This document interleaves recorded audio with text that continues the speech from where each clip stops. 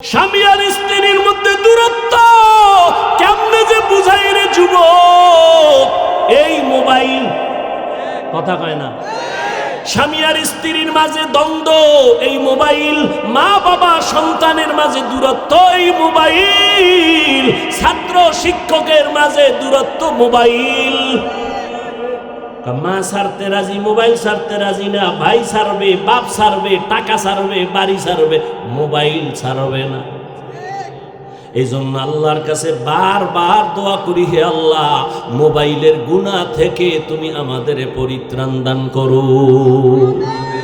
ও আমার ছাত্র বাবারা, আমরা জীবনে মাদ্রাসায় পড়েছি, জীবনে ছোটবেলা থেকে আমার বাবা কোনদিন একটা ফুল প্যান্ট কেন হাফ প্যান্টও পরার নাই, লুঙ্গি আর পাজামা পরছি, আর এই গোল জামা বড়টাই পরছি, কানিফারাও পরি নাই।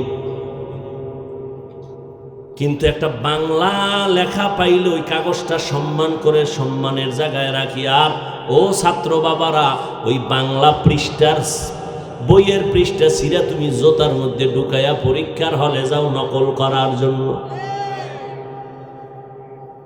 যেই বিদ্যা দিয়া তুমি এখন শিক্ষিত, সেই বিদ্যার পৃষ্ঠা তুমি ছিঁড়ে চুরি করে নকল করেছো, তাহলে তোমার রেজাল্ট কি? ছাত্র জীবনে বিদ্যা চোর, চেয়ারে বসলে হবে সরকারের টাকা চোর। এলমেরা এজাজু করদন বেহিসাব, খলকেরা দাদন জবাবে বাসওয়াও। টাকাওয়ালার টাকা আজ আছে, কাল থাকবে না। এলেমওয়ালার এলেম সিনায় ঢুকবে, বিদায় হবে না। তবে বিদায় হতে পারে না, পারে না। শিক্ষকের সাথে বেয়াদবি করলে এলেম থাকে না।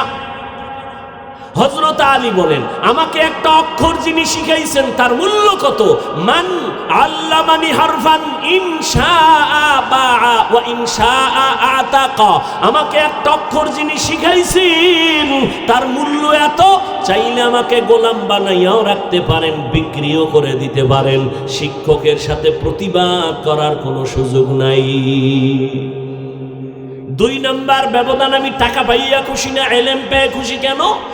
টাকাওয়ালার বয়স যত বাড়ে, টাকা যত বাড়ে, তত দুশ্মন বাড়ে। আর এলেমওয়ালার যত এলেম বাড়ে, তত বন্ধু বাড়ে। ঠিক না? টাকাওয়ালার যত টাকা বাড়ে, তত দুশ্মন বাড়ে।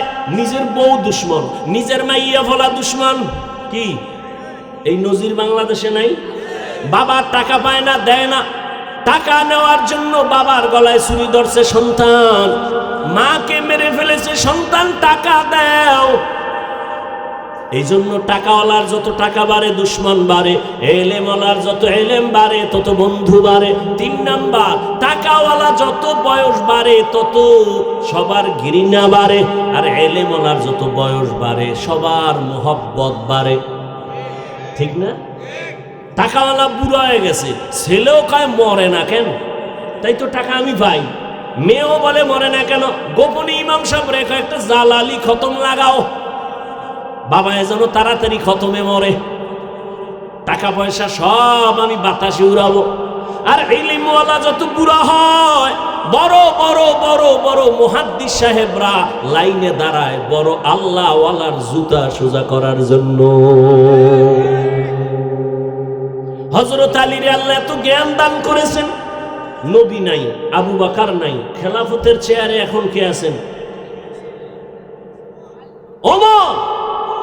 রহমতের নবী গেলেন, চলে আসলেন আবু বকর। আবু বকর চলে গেলেন, আসলেন কে?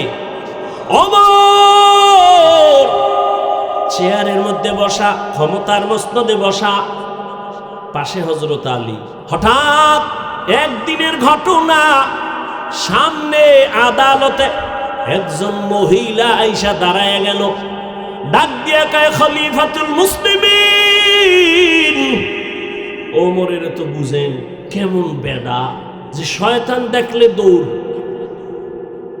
যেই শয়তান আল্লাহর সাথে চ্যালেঞ্জ দিল, সেই শয়তান ওমরের দেখলে ফালায় যায়। কি পাওয়ার ওমরের! কথার আগে তরবারি রেডি। ওমরের আদালতে দাঁড়াইছে এক মহিলা, দাঁড়াইয়া বলে, খলিফাতুল মুসলিমিন, আমার বিচার করেন, আমি অপরাধী। ওমরের পাশে কে আছেন বলেন? হযরত আলী। ওমর বলে, কি সমস্যা, কি কি অন্যায় করছো? মহিলা ডাক দিয়া কয়, আমি জিনা করেছি, আমার পেটে একটা অবৈধ বাচ্চা আছে, আপনি আমার বিচার করেন, আমি অন্যায় করেছি, আমার পেটে অবৈধ একটা বাচ্চা, আমি চাই দুনিয়ায় আমার বিচার হয়ে যাক। এই অপরাধে আমি আল্লাহর আদালতের আসামির কাঠগড়ায় দাঁড়াতে চাই না। দুনিয়ার বিচার সহ্য করা যাবে, হাসরের বিচার সহ্য করা যাবে না। ওমর কয়, এত বড় অপরাধী জল্লাদ, তরবারি কই? আলী তাকায় দেখে যে এখন মাইরেই ফেলাই। হযরত আলী খলিফাতুল মুসলিমিন ওমরকে বললেন, ওই যে নবী দোয়া করছে আলীর জ্ঞান বাড়ায় দাও, আলী আমার এলেমের দরজা। খলিফাতুল মুসলিমিন করেন কি? কয়, ওরে জবাই করুন। একটু থামেন। কেন? কয়, খলিফাতুল মুসলিমিন এখন ওই মহিলাটাকে যদি হত্যার আদেশ দেন, মহিলা অন্যায় করেছে ঠিক আছে, কিন্তু গর্ভের বাচ্চার কি কোনো অন্যায় আছে? কয় নাই। তাহলে বাচ্চার উপরে বেইনসাফি হবে না? ওমরের মাথা ঘুরে গেছে। আলী, ফয়সালাটা আপনিই করেন।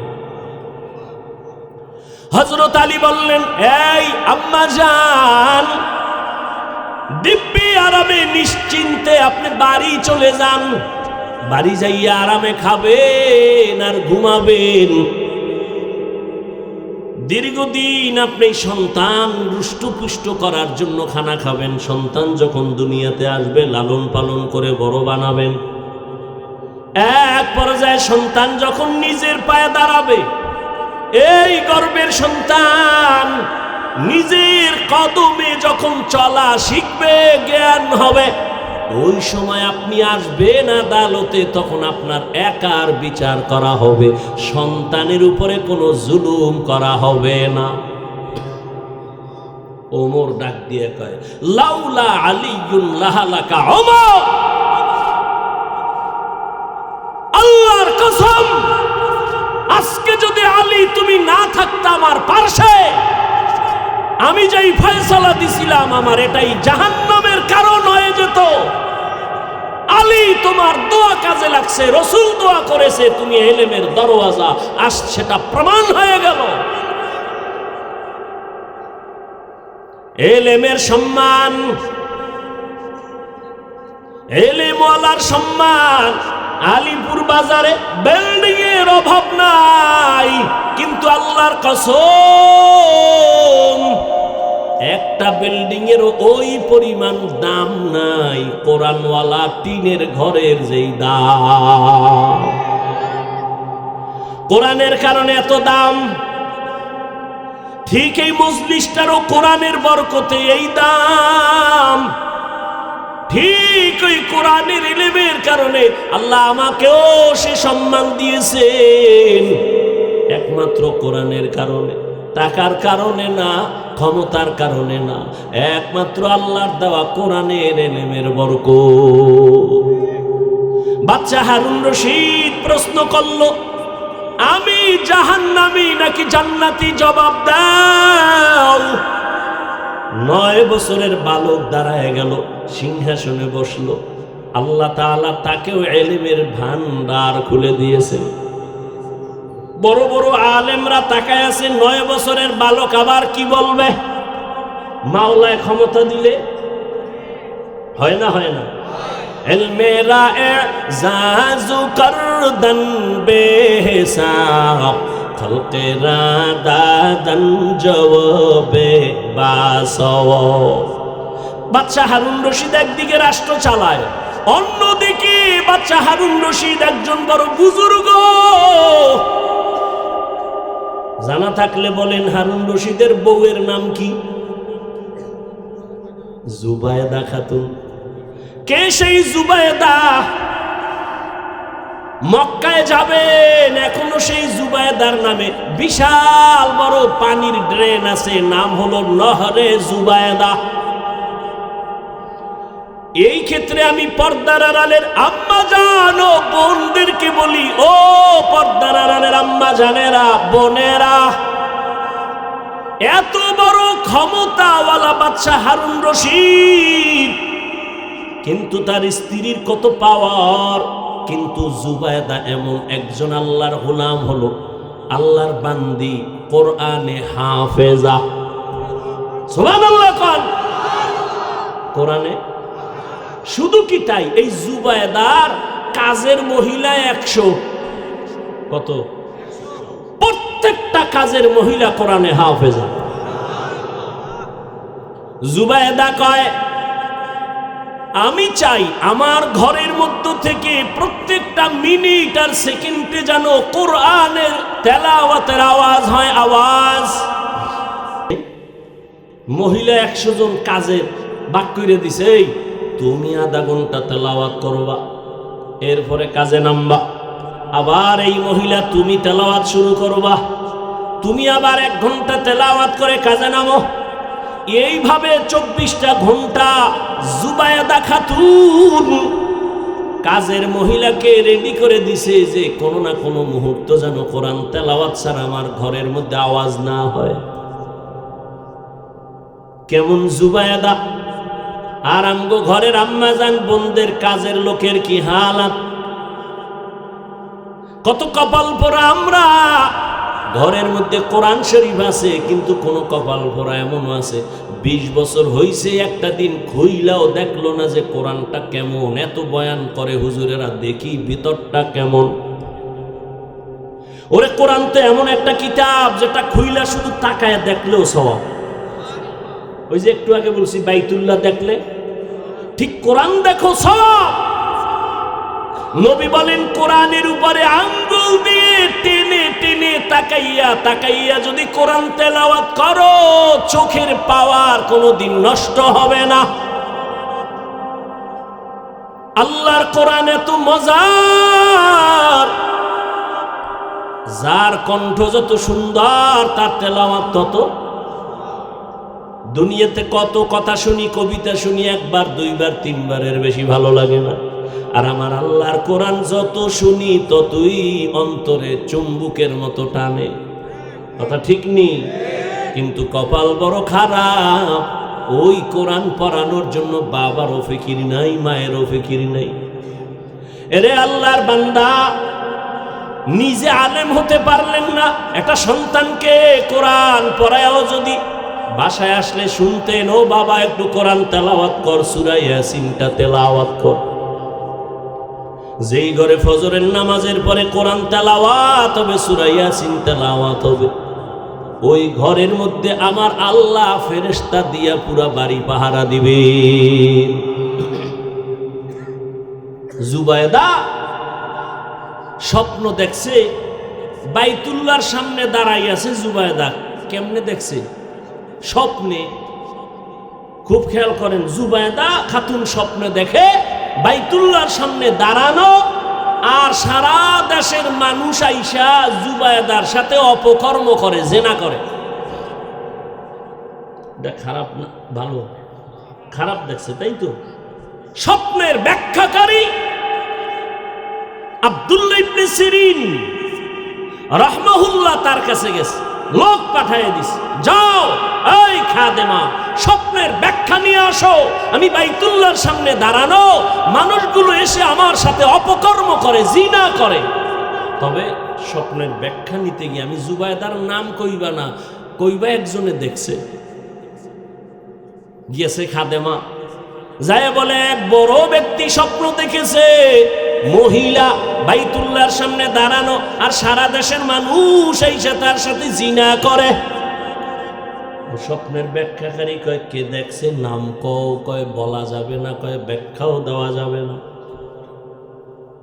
কারণ ব্যক্তি হিসাবে স্বপ্নের ব্যাখ্যা হবে, ব্যক্তি বুঝা স্বপ্নের ব্যাখ্যা। একজনের স্বপ্ন দেখছে যে নবীজি সামনে পিছনে, আর হে সামনে ইমাম হয়ে আছে। এটা তো শরীয়তে হারাম, রসুলের সামনে ইমামতি করা কি হারাম।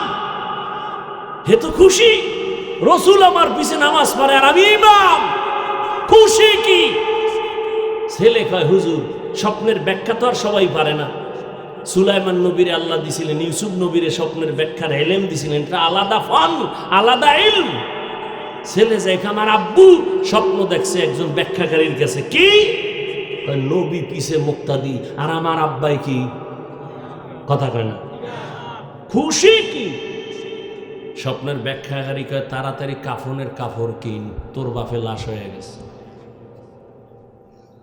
তোর বাপে লাশ। কারণ রসুলের ইমামতির সামনে কেউ থাকলে সেটা লাশ থাকতে পারে, জিন্দা কেউ থাকতে পারে না। তুই তো তোর বাহির ইমামতি দেহ না, লাশ দেখছো, তাড়াতাড়ি কাফন কিন। তাই হয়ে গেছে। রসুলের সামনে যায় কে? লাশ। এছাড়া যাওয়ার জিন্দা কারো অধিকার? বাইতুল মুকাদ্দাসে মেরাজের রাতে রসুল হাজির, সব নবীরাও সেখানে হাজির। আদম নবী কয় আজকের ইমামতি আমি করলে তো আমার জীবন ধন্য, সবাই চায় করবে। আল্লাহ কয় আমার রসুলের সামনে কারো ইমামতি চলবে না, রসুলকে সামনে আগায়া দাও। সেদিন থেকে রসুল শুধু ইমাম না, ইমামুল মুরসালিন।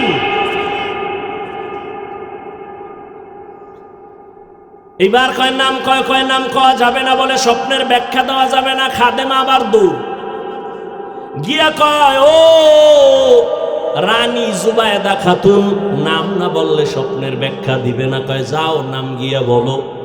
এবার নাম কইছে জুবায়দা। কপাল খুললে গেছে। জুবায়দা দেখছে, কয় হ্যাঁ। জুবায়দারে গিয়া জানাই ও জুবায়দা মক্কায় এমন কিছু কাজ করবে মানুষের উপকারে, আর সারা দুনিয়ার মানুষ জুবায়দার উপকার গ্রহণ করবে। এই জুবায়দা স্বামী সরকার, দেশের দায়িত্ব, 1 টাকাও সরকারি খরচ না করে জুবায়দা নিজের টাকা ব্যয় করে মক্কা নগরীতে পানি পায় না মানুষ, পাইপ নাই, কেমনে পানি নিবে? নহর কেটে, ড্রেন কেটে নহরে জুবায়দা নামের পানির নহর করলো। এখনো সেই নহর, দেওয়াল করা নহরে জুবায়দা, পানির ড্রেন, এখনো সেই দেওয়াল আছে।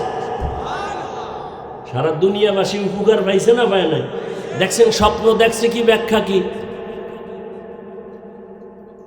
আর এই স্বপ্ন দেখছে, ব্যাখ্যা হবে না কেন? যেই জুবায়দা নিজে কোরআনে হাফেজা, 100 কাজের নারী হাফেজা, 24 ঘন্টা জুবায়দা খাতুনের ঘরে কোরআনের তেলাওয়াত। আর আমগো ঘরে ও বাবারা, আপনিও সারা রাত মোবাইলের হক আদায় করেন। কয় হ্যাঁ, কিয়ামতের দিন যদি এই উসিলায় মাওলায় মাফ করে।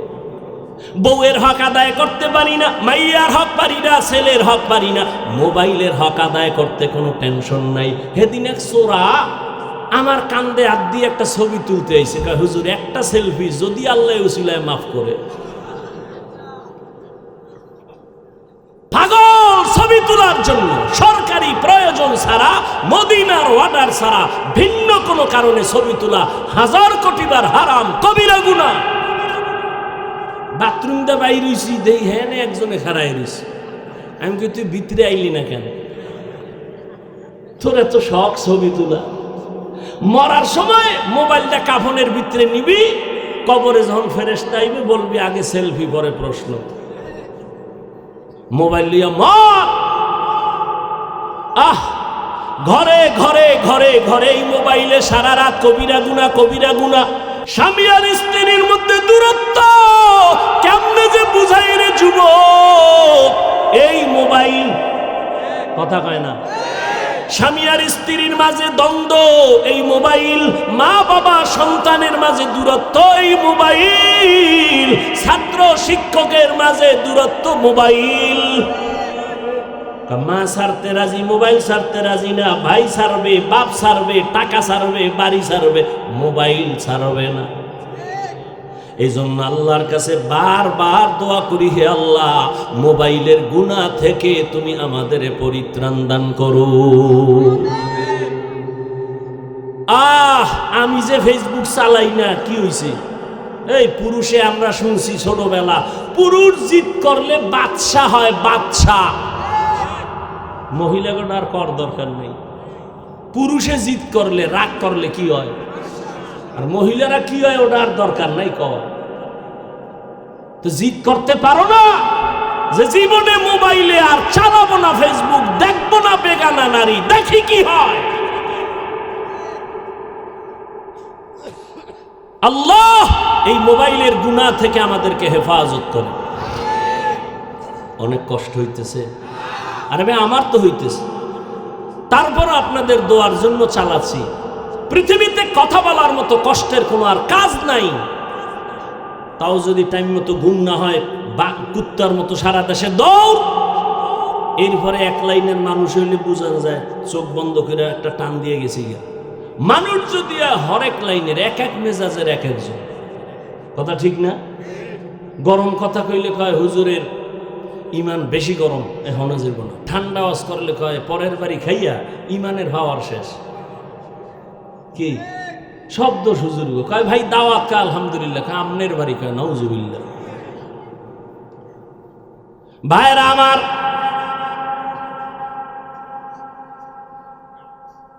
জুবায়দা খাতুনের এই কোরআনের বরকত, এইবার 9 বছরের বালক, মনে আছে? সিংহাসনের মধ্যে বসে আছেন। এবার বাচ্চা ডাক দিয়া কয়, ও বাচ্চা হারুন রশিদ। আবার বলে, হারুন রশিদ তো এমন জ্ঞানী, রাস্তা দিয়া যাইতেছে, দেখে এক বুড়া, এই বুড়ারা ঘুমাইতেছে। জীবনে তো কম ঘুমান নাই, আর বাঙালি তো এখন রাত্রে ঘুমায় না। ওই যে একটু আগে বললাম, সারা রাত মোবাইলের হক আদায় করে ঘুমায় সকালে। কি সারা রাত মোবাইল মোবাইল মোবাইল। কয়জন আল্লাহর বান্দা বুকে হাত দিয়ে বলতে পারবে যে মোবাইল আমার হাতে আছে, চোখের গুনাহ হয় না, জবানের গুনাহ হয় না, কানের গুনাহ হয় না, অন্তরের কল্পনার গুনাহ হয় না, মোবাইল চালায়? এত বড় চ্যালেঞ্জ কয়জনে দিতে পারবে? যে দিতে পারবে আল্লাহর শপথ সেই জমিনের বড় বুজুর্গ। যে বলতে পারবে আমি মোবাইল চালাই কিন্তু চোখের গুনাহ হয় না, আমি টাচ মোবাইল চালাই, ক্যামেরা মোবাইল চালাই, কিন্তু আমার হাতের গুনাহ হয় না, অন্তরের গুনাহ হয় না, সে এই জমিনের বড় বুজুর্গ। আর একটা কথা খেয়াল করবেন, আল্লাহ মাইয়ে ভোলা দিছে না, কথা কন না কেন? বেয়াদবি মাফ করেন, একটু মোহব্বত লাগাই কইতো, অনেক কথা বইলে ফলাই, বেয়াদবি নিয়েন না। সন্তান ছোট, বাবায় লয়ে গেছে বাজারে, গিয়া ঢুকছে ফল কিনবে, তো বাচ্চা ওই ফলের দোকানে দাঁড়াইয়া এখনো বাবার দাম করতেছে। বাচ্চা একটা ফল দইরা মুখে দিছে, মনে করেন আঙ্গুর। এখন যার জাত মান আছে হের তো কাম শেষ, আর যার মান নাই, ইজ্জতের চিন্তা করে না, হে টেস্ট করতে করতে আধা কেজি খাইয়া লাইছে। কয় ভাই কমলা কত? এত। মিষ্টি? দেখেন দে। এইটা থুয়ে গেছে। আঙ্গুর কত? এত। মিষ্টি? কবে আনছো? এই দেখি, দেখো। দেখতে দেখতে মোটামুটি আধা কেজি খেয়ে গেছে। এরকম কিছু বেহায়া আছে না? এরা ডেলি যদি ফল বাজারে যায় তো আর ফল কিনে খাওয়া লাগবে না। ছেলে, বাচ্চা ছেলে ফল যখন দইরা মুখে দিছে, ইজ্জত আলার ইজ্জত।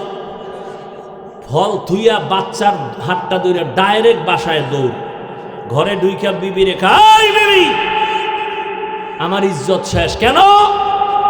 ফলের দোকানে সন্তান হঠাৎ করে একটা আঙ্গুর মুখে দিয়ে ফেলাইছে। বলো জীবনে আকাম তুমি করছো? বউ কয় না, আমি তো কোনোদিন কারো জিনিস ধইরা খাই নাই। স্বামী বলো তুমি করছো?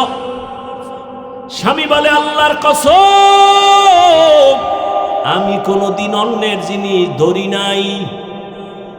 স্ত্রী কয় হয়তো তুমি নয়তো আমি, বাইর করো, খুঁজো। খুঁজা খুঁজা খুঁজা খুঁজা এবার বউ হঠাৎ করে কয়, হ্যাঁ বিয়ার আগে আমার আব্বাজানের বাড়ির পাশে আর একটা বাড়িওয়ালার গাছ ছিল, আমগো বাড়িতে ঝুইকে রইছিল, ওই ডালের ফল আমি চিরা খাইছি। বুঝেননি? বুঝেননি? গাছ ভালো হলে ফল কি হবে? একটা বাবা চিন্তা করে না যে আমি যদি চরিত্র নষ্ট করি তো আমার সন্তানের মধ্যে অটোমেটিক সে চরিত্র চলে যাবে। আপনার চরিত্রওয়ালা সন্তানের শিখান লাগবে না, অটো চলে যাবে। বুঝেন নাই? ফ্রি মাইন্ড আর ডোন্ট মাইন্ড। বউ স্বামীরে নাম ধরে ডাকে, স্বামীও বউরে নাম ধরে ডাকে। বউরে ডাকে এই বেবি, ওয়েলকাম।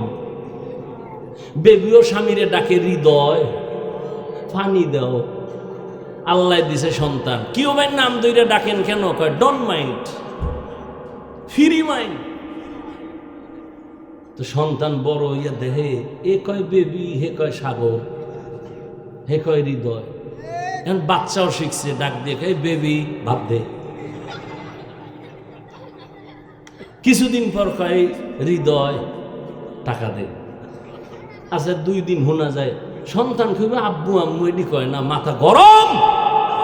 এবার রায়বারের গেছে ধইরা, ভাই সন্তান আল্লাহ দিছে, মান সম্মান শেষ, জুতার বাড়ি খাওয়া বাকি।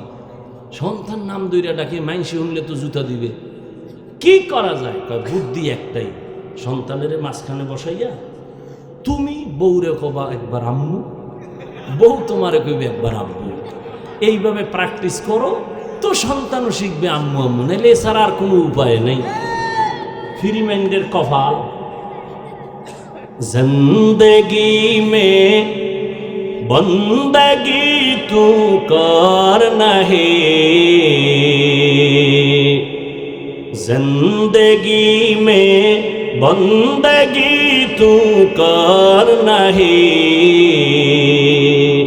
जिंदगी बे बंदगी शर्मिंदा है, जिंदगी बे बंदगी शर्मिंदा है। यहाँ हम सब मुसाफिर दिल ना लगा,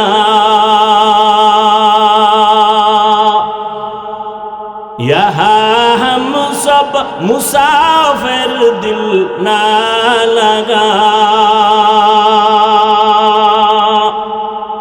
अहले दिल की नजर से रूह करता जा, शाह दौलत सब फकीर गर नेक ने है, शाह दौलत सब फकीर गर नेक ने है, जिंदगी में बंदगी तू करना है,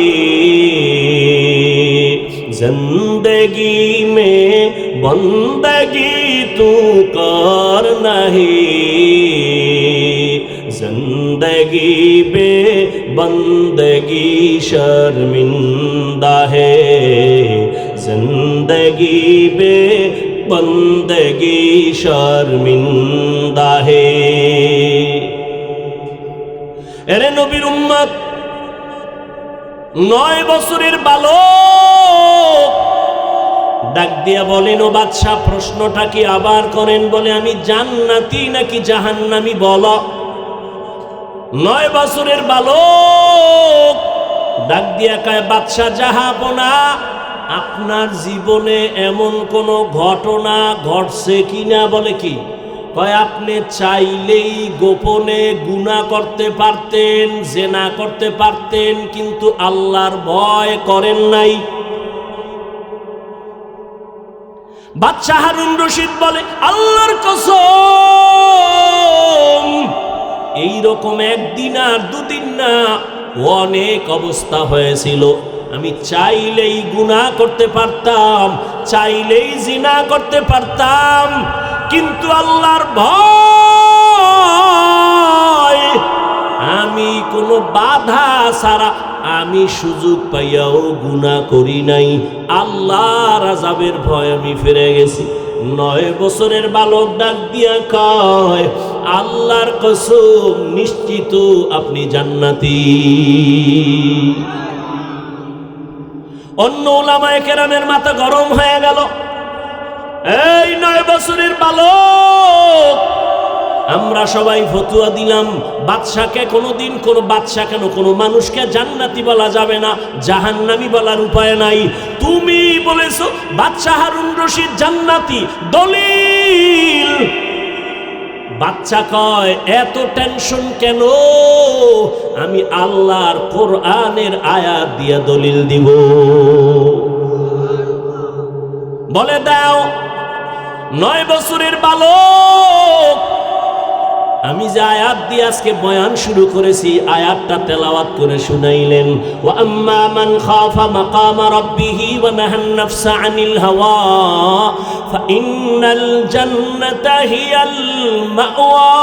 ডাক দিয়া কয় আল্লাহর কসম, আল্লাহ এই আয়াতের মধ্যে ওয়াদা করেছেন যারা আল্লাহর আদালতে দাঁড়াইয়া হিসাব দেওয়ার ভয় নিজেকে গুনাহ থেকে ফিরাইয়া রাখবে, আল্লাহ ওয়াদা করেছেন তার ঠিকানা জান্নাতুল মাওয়া। हर के दारत खौफ हक दौर दिल मदाम जन्नतुल मअवा देहद राम मकाम जुज़बा हक ची जे मखाज इंसो जा फजले उआ मस्त दर जुमला जहां। ঘুম আসতেছে?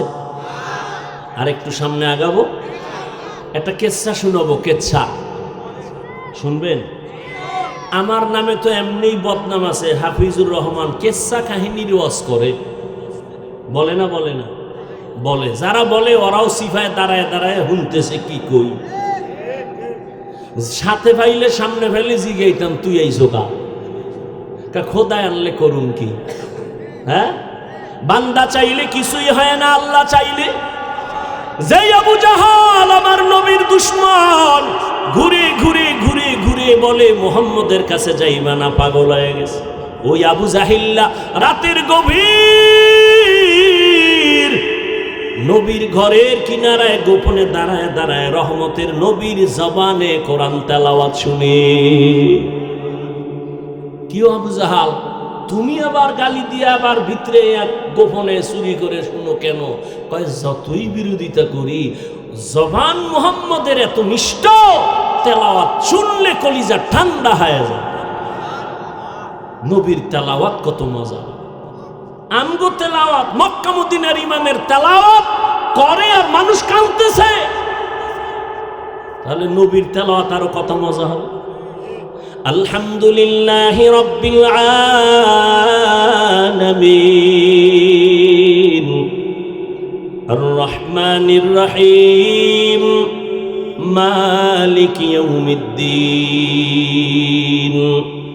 ইয়্যাকা না'বুদু ওয়া ইয়্যাকা নাস্তাঈন ইহদিনাস সিরাতাল মুস্তাকিম সিরাতাল লাযীনা আন'আমতা আলাইহিম غير المغضوب عليهم ولا الضالين।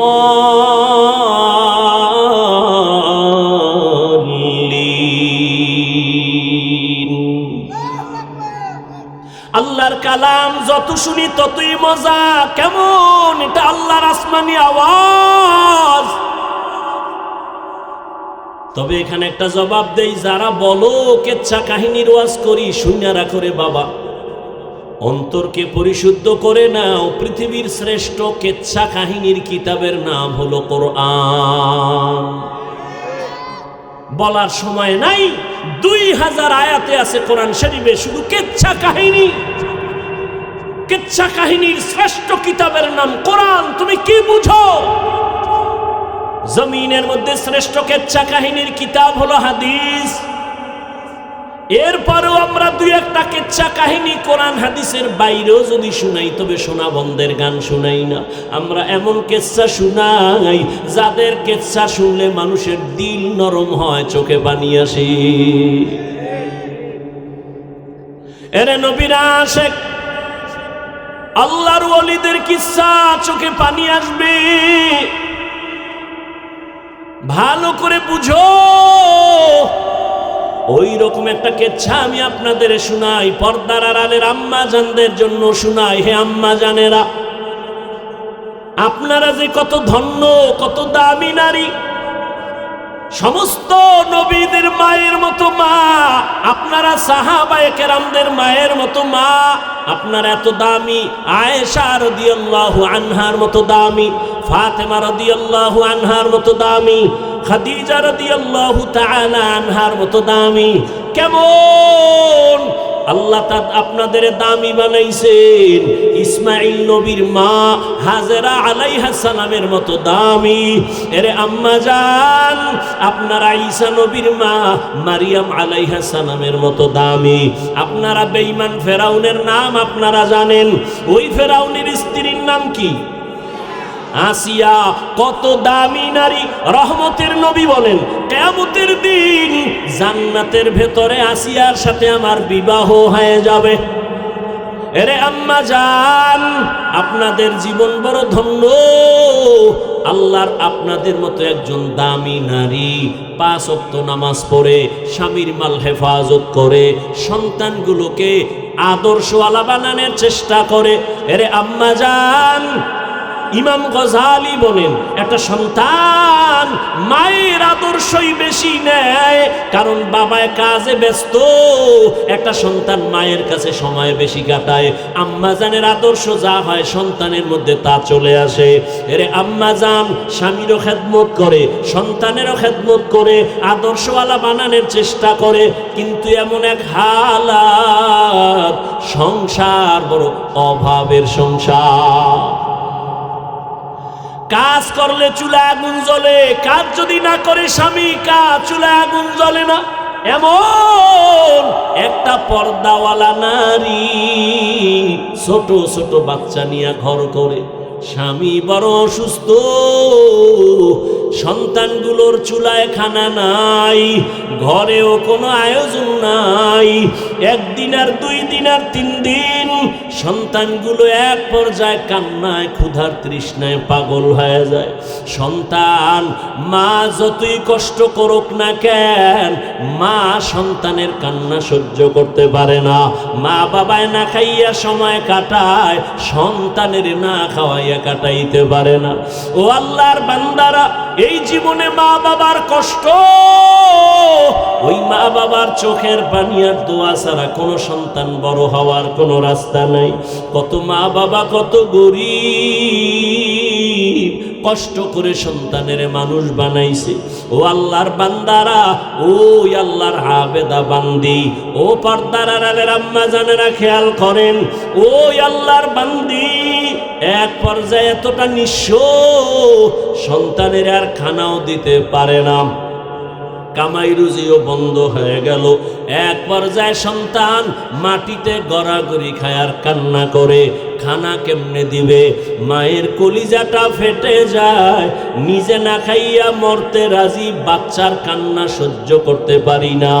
আল্লাহর বান্দি নামাজ পড়ে কান্না করে, দোয়া করে, হে আল্লাহ, সন্তানের কান্নার কয়দিন শুনাইবা, একটা রাস্তা তুমি খুলিয়া দাও।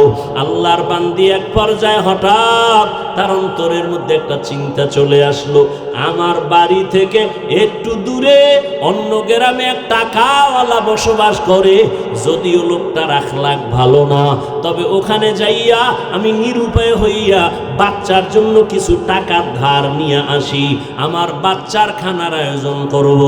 আমি যদি পারি কাজ করে আস্তে আস্তে টাকাগুলো আদায় করে দেব। মা পেরেশান হইয়া চিন্তা করে ওই বড় লোকের বাড়ি চলে গেল।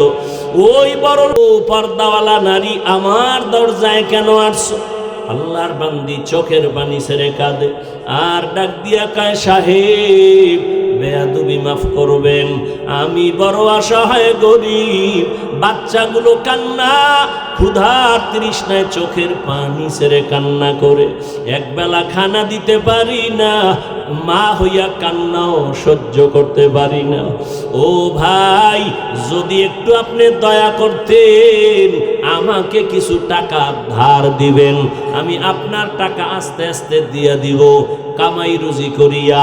আল্লাহর বান্দা ওই যুবক ডাক দিয়া কয়, টাকা দিব, তবে আমাকে টাকা ফেরত দেওয়া লাগবে না, তবে আমার একটা শর্ত যদি মানিয়া নাও আমি টাকার বান্ডেল দিয়ে দিব। বলে কি শর্ত? বলে তুমি যদি আমার থেকে টাকা নাও, এক রাতের জন্য তোমার দেহ আমাকে দিবা ব্যবহারের জন্য ফ্রি। মহিলা চিন্তায় পড়ে গেল, সন্তানের কান্না সহ্য করা যায় না, কাপড়ের আঁচল দিয়া চোখের পানি মুছে কি করব, সন্তানের কয়দিন আর না খাওয়া রাখবো। চিন্তা ভাবনা করিয়া আল্লাহর উপরে ভরসা করিয়া বলে আমাকে টাকা দাও, আর তুমি যদি চাও আমার দেহটা তুমি উপভোগ করবা, আমি রাজি হয়ে গেলাম। কিন্তু মনে মনে কাঁদে, হে মালিক তুমি কুদরতের দ্বারা ইজ্জতের হেফাজত করিও। ওই আল্লাহর গোলাম আখলাক চরিত্র নষ্টওয়ালা টাকার মালিক এই কথা শুনি না বড় খুশি, টাকার বান্ডিলটা হাতের মধ্যে দিয়া বলে চলো। তার অন্দর মহলের মধ্যে ঢুকাইয়া একটা রুমের মধ্যে নিয়ে বসাইয়া টাকার বান্ডিল পাশে রাইখা দরওয়াজা জানালা বন্ধ করে দিল। এরে নবীর উম্মত,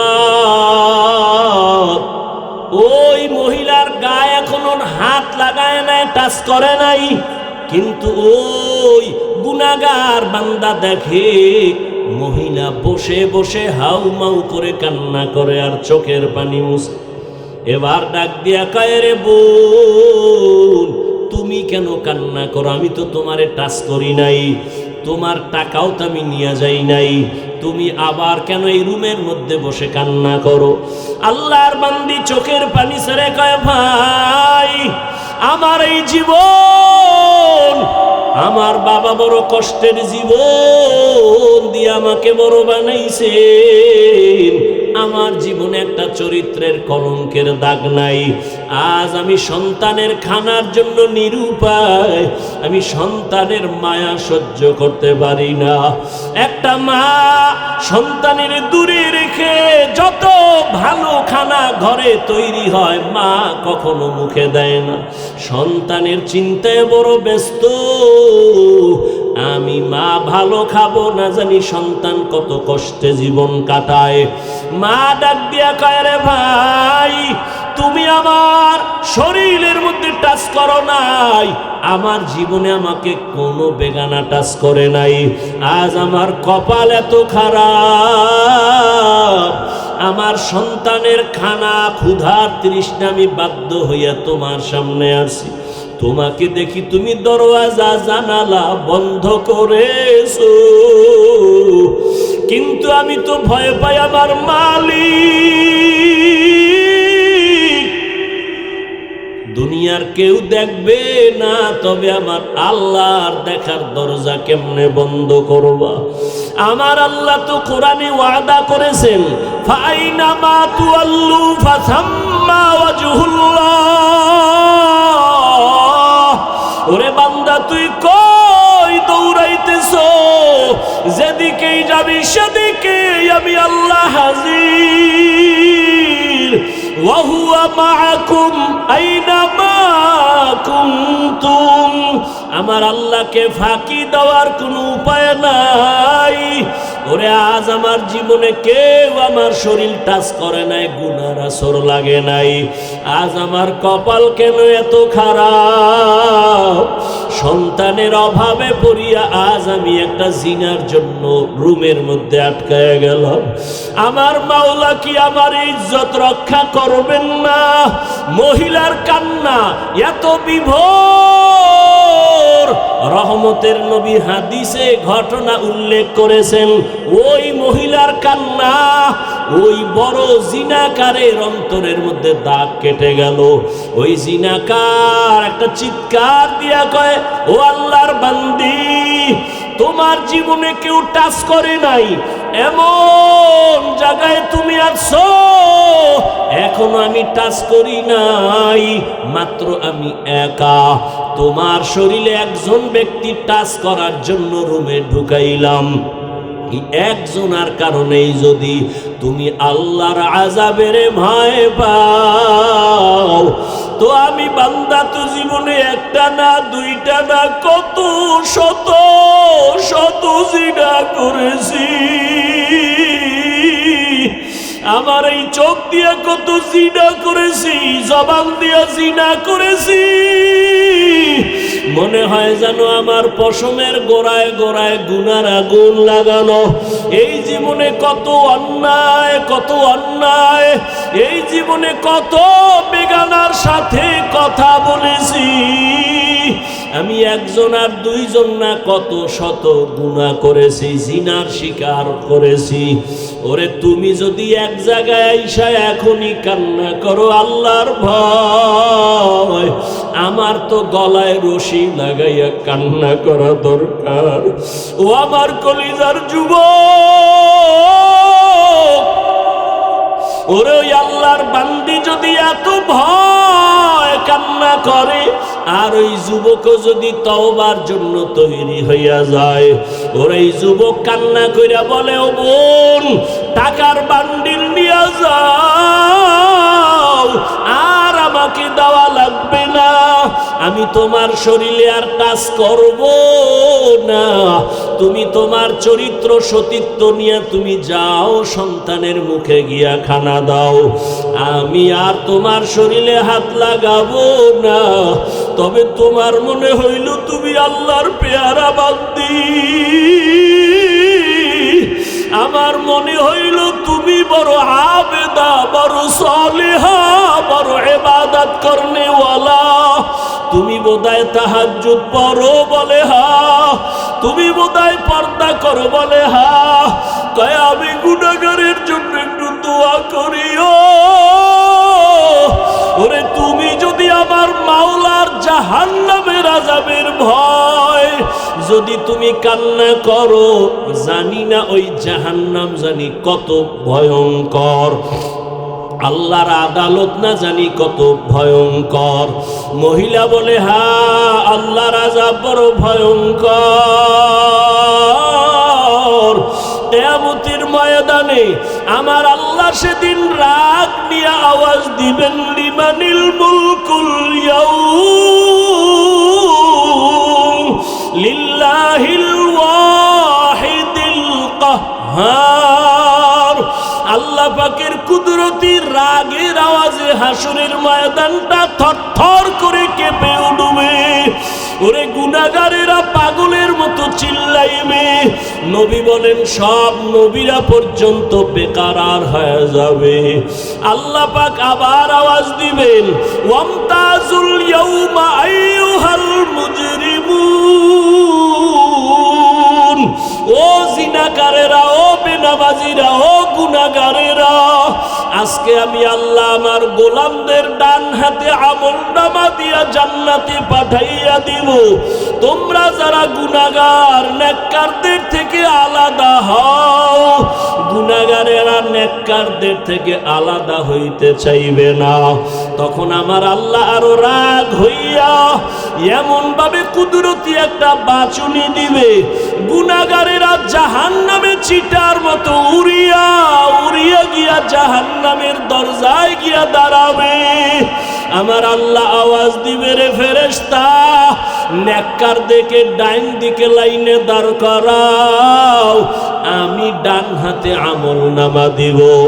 আমলনামা দেওয়ার পর ডান হাতের আমলনামা যারা পাবে, এরা হাসতে হাসতে জান্নাতের মেহমানখানায় চলে যাবে। আর আল্লাহ যাদের বাম হাতে আমলনামা দিবেন, ওই আল্লাহ এমন রাগ করে বলবে, ও ফেরেশতা, এই বেনামাজি নাফরমান আমি আল্লাহর দেওয়া নিয়ামত কম ভোগ করে নাই।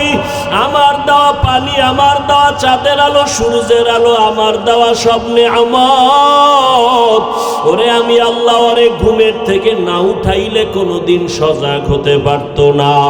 এই বান্দা আমার নিয়ামত পাওয়ার পর আমার দেওয়া চক্ষু দিয়া বেগানার দিকে তাকাইছে, আমার দেওয়া জবাল দিয়া আমি আল্লাহরে ডাকি নাই। বেগানার সাথে ঘন্টার পরে ঘন্টা গুনাহের কথা বলছে। ও ফেরেশতা, ওরে বাম হাতে আমলনামা আমি সোজা দিব না, এই গুনাহগারের বুকের মাঝে ছিদ্র করিয়া ফেলো,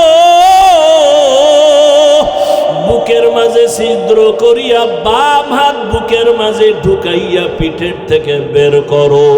ফেরেশতারা আল্লাহর হুকুম পাওয়া মাত্র বুকের মাঝে ছিদ্র বানাইয়া বাম হাতটা ঢুকাইয়া পেছন দিকে বের করে ফেলবে। আমার আল্লাহ কোরআনে বলেন, আমি আল্লাহ তখন পিঠের দিকের হাতে আমলনামা দিয়া আমি আল্লাহ বলবো, ইকরা কিতাবাকা কাফা বিনাফসিকাল ইয়াউমা আলাইকা হাসিবা। ও বান্দা বান্দি, জীবনে যত অন্যায় করছো হিসাব নামায় আমলনামায় লেখা, নিজের হিসাব নিজে মিলাও। ফেরেশতারা বলবেন, হে মালিক, তোমার বান্দার হাত পেছনে আমলনামা পেছনে, চেহারাটা সামনে, চোখ দুইটার সামনে পড়বে কিভাবে? আল্লাহ আবার রাগান্বিত হইয়া বলবে, ফেরেশতা, এই গুনাহগার নাফরমানের ঘাড় ধরিয়া মোচড় দিয়া পেছন দিকে ফিরাইয়া দাও। ফেরেশতারা আল্লাহর হুকুম পাইয়া মোচড় দিয়া পেছন দিকে ফিরাইয়া এরপরে বলবে, দেখ জাহান্নামের আযাব কেমন। ওই আল্লাহর বান্দি কান্না করে, ওই বান্দির আল্লাহর আযাবের ভয় ওই জাহান্নামী যুবকের অন্তর হেদায়েতের আলো জ্বালায় দিল। ওই বান্দির কথায় পড়িয়া ওই জিনাকার যুবক বলে, আমার জন্য দোয়া করিও, আমি আর কোনোদিন জিনা করব না। এমন ভাবে তওবা করিয়া রাতের বেলা সেজদায় গিয়া কান্না শুরু করলো, আল্লাহ আমি তোমারে চিনতে পারি নাই, ও আল্লাহ তোমার দেওয়া নিয়ামত খাইয়া কত গুনাহ করেছি। ওরে ওই কবরে আমার আজকে দুনিয়াতে টাকা পয়সা বাড়ি গাড়ির অভাব নাই, কিন্তু আজকে আমার মরণ হয়ে গেলে আমি একা, আমার ডানে মাটি বামে মাটি আর কিছুই নাই, সাদা কাফনের প্যাকেট বানাই আমারে কবরে রাখবে। এইভাবে কান্না করিয়া তওবা করে ফেললো। আর ওই আবেদা আল্লাহর বান্দি টাকা নিয়ে বাড়ি চলে গেল। ওই জাহান্নামী জিনাকার এমন ভাবে তওবা করে ফেললো, কিছুদিন অসুস্থ থাকিয়া দুনিয়া থেকে আল্লাহর বান্দা বিদায় হয়ে গেল।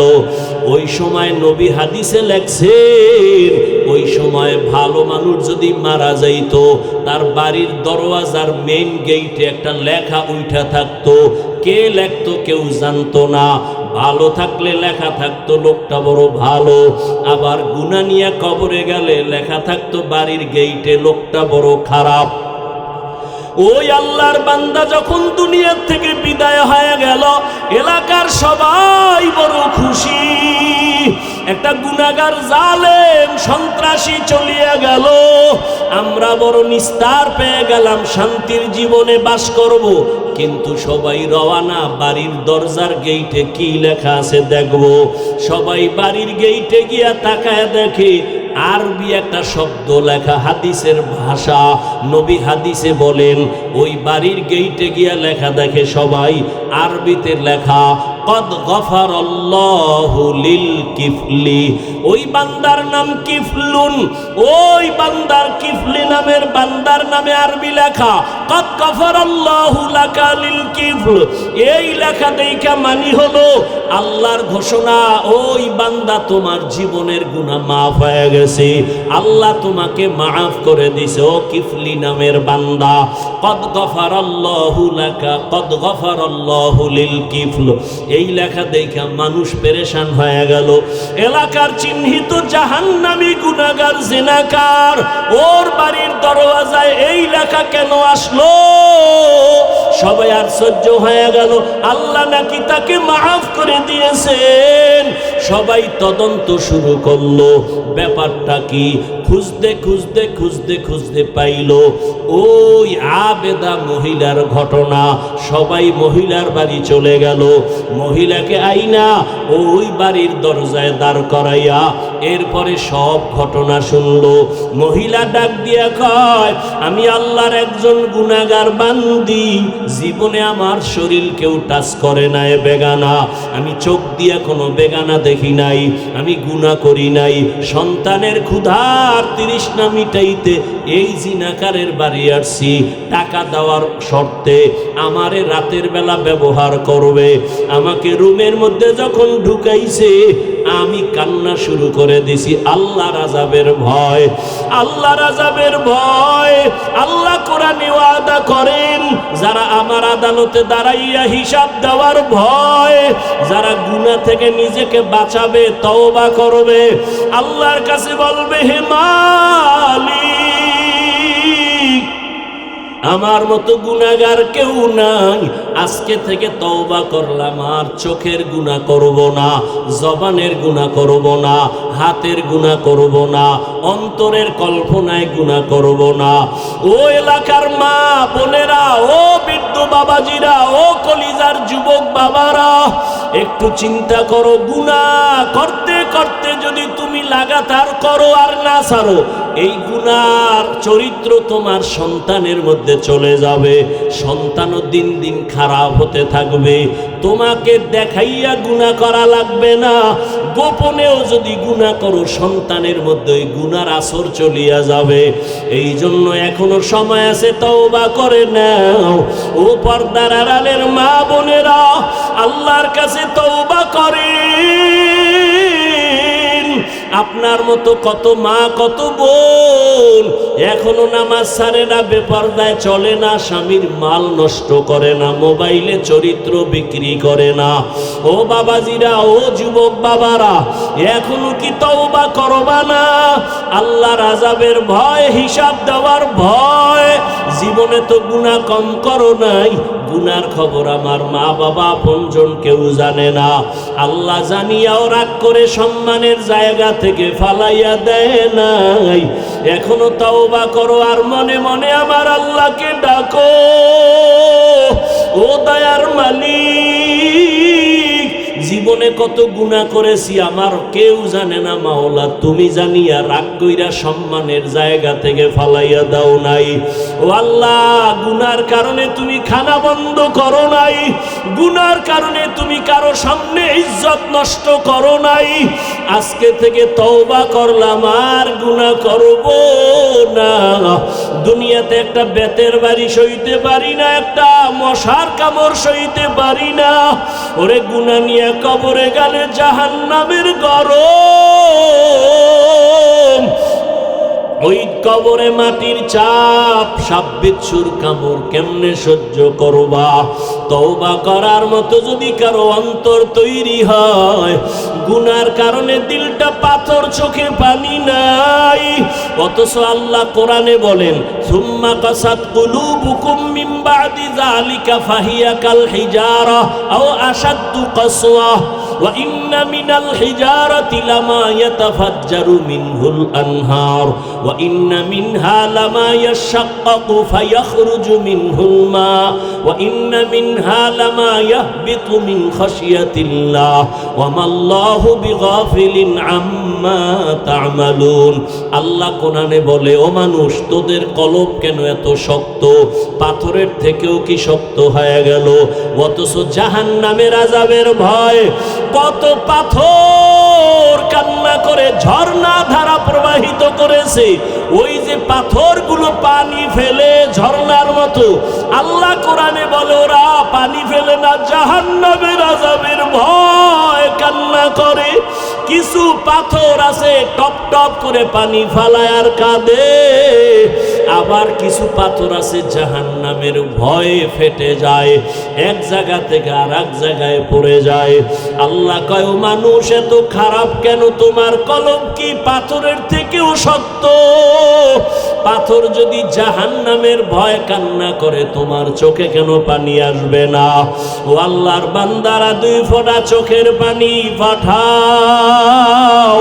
ওই মা বাবার জন্য 2 ফোঁটা চোখের পানি ফেলো। গুনার কথা স্মরণ করে কান্না করো। কান্না যদি না আসে, যাদের চোখে পানি তাদের থেকে দোয়া নাও। আল্লাহর কাছে বলতে থাকো, হে মালিক, জীবনে শয়তানের ধোকায় পড়ে কত নামাজ ছাড়লাম, দাড়ি কাটলাম, বেপরদায় চললাম, মা বাবার সাথে বেয়াদবি করলাম, ভাইয়ের সাথে, ভাইয়ের সাথে, বোনের সাথে, মুরব্বীদের সাথে, ওলামায়ে কেরামের সাথে, শিক্ষকের সাথে। আজকে থেকে তওবা করে নিলাম, আল্লাহ জীবনে আর কোনোদিন মা বাবার সাথে বেয়াদবি করব না, ওস্তাদের সাথে, শিক্ষকের সাথে, ওলামায়ে কেরামের বিরোধিতা করে গুনাহগার হব না।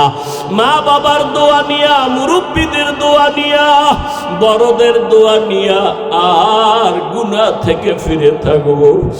আর কোনোদিন দাড়ি কাটবো না, নামাজ ছাড়বো না, বেপরদায় চলবো না। আল্লাহর কাছে 2 ফোঁটা চোখের পানি ছেড়ে দাও। ওরে কান্না যদি না আসে, ডানে বামে তাকায়া দেখো কার চোখে পানি। ওরে জাহান্নামের ভয় যদি আপনার আমার নবীও কাঁদেন, জাহান্নামের ভয়, আল্লাহর আদালতে দাঁড়াইয়া হিসাব দেওয়ার ভয় আবু বকর যদি কাঁদেন, ওমরের মতো জান্নাতি বান্দা যদি কাঁদেন, আপনার কপাল কেন এত খারাপ? চোখে পানি আসে না? এখনো সময় থাকলে মা বাবার দোয়া নাও। ওরে মা বাবা যার নাই, ওই কবর থেকে তাকাইয়াছে, একটু দোয়া কখন করবা? ওরে ওই মা বাবার জন্য কি একটু দিলে মায়া হয় না? ওই মা বাবার জন্য কি একটু দয়া হবে না রে সন্তান? ওই মা বাবা কত কষ্ট করে তোমাকে আমাকে মানুষ বানাইছেন। ওই মা বাবাকে কিছু দিতে না পারলো, 2 ফোঁটা চোখের পানি দাও। ও আল্লাহ, তাকাইয়া দেখেন এই ময়দানে আপনার কোন গোলামেরা আপনার মোহাব্বত পাওয়ার জন্য কান্না করে। আয় আল্লাহ, এই শীতের মধ্যে কেউ টাকার জন্য কাঁদে না, বাড়ির জন্য কাঁদে না। আয় আল্লাহ, সবাই জাহান্নাম থেকে মুক্তি চায়। আয় আল্লাহ, শয়তানের ধোকায় গুনাহ করিয়া কাঁদে, আর গুনাহ করবে না। আয় আল্লাহ, আমাদের মাফ করে দেন। খাঁটি তওবাওয়ালা জিন্দেগি আমাদের দান করেন। গুনাহের প্রতি ঘৃণা জমায়া দেন। আয় আল্লাহ, গুনাহের প্রতি ঘৃণা জমায়া দেন। নবীজির সুন্নাতওয়ালা জিন্দেগি আমাদের দান করেন। আমিন।